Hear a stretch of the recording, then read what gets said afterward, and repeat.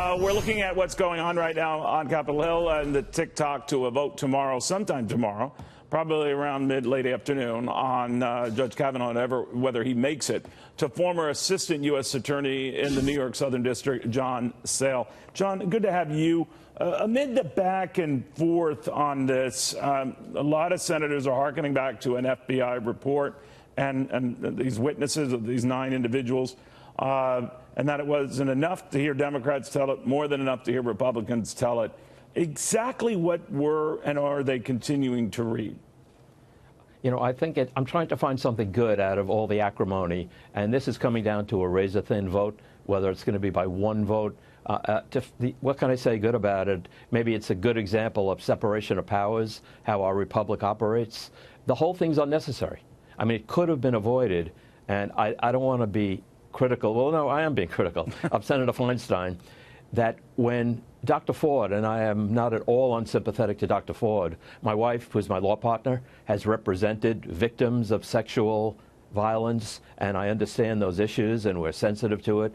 But when Dr. Ford came first to her congresswoman and then to Senator Feinstein, what's the reason to come to those kind of officials? There's no privilege. There's no privacy there. And I think Senator Feinstein might have said to her privately, might have said, Dr. Ford, I feel for you. I realize you're torn, but you're telling me about a serious crime. How can you ask me to sit on this? I mean, don't I have an obligation? This is a serious felony to certainly tell the other members of the committee and even to go to the FBI. It's not like going to your priest or to your rabbi or to your husband or to your best friend. So when you go to a public official, and I'm not criticizing Dr. Ford, but maybe Senator Feinstein, in hindsight, if she had told people about this sooner, we wouldn't be in this terrible chaos and confusion and ambivalence right now. Yeah, well, woulda, shoulda, coulda, to your point, John, but all good. Let me ask you, though, you're aware, obviously, Brett Kavanaugh, put out a letter, an argument in the Wall Street Journal today, realizing that he might have been a little emotional, a little intemperate, but that the gist of his remarks are you would be too if you were getting these heinous charges and you knew you didn't do them, his argument. Yeah. People aren't buying that. They said that this temperament issue is real, that it changed their minds on them.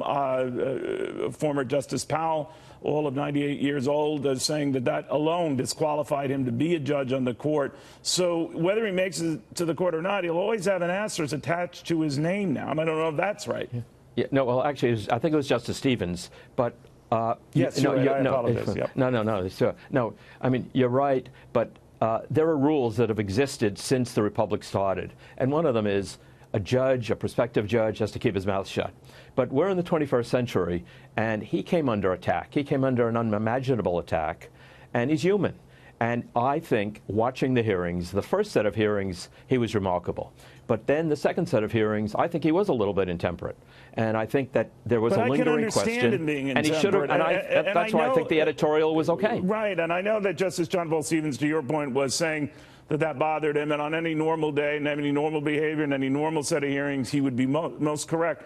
But I just felt that there was a different standard held to him than, let's say, a Ruth Bader Ginsburg, who has quite frequently lashed out at President Trump from the bench. And I'm just saying, well, is that fair? Is that balanced? No, of course not. I mean, they've talked about whether or not, because of just Judge Kavanaugh's strong views on executive power, he would have to recuse himself if a matter came before him involving the president.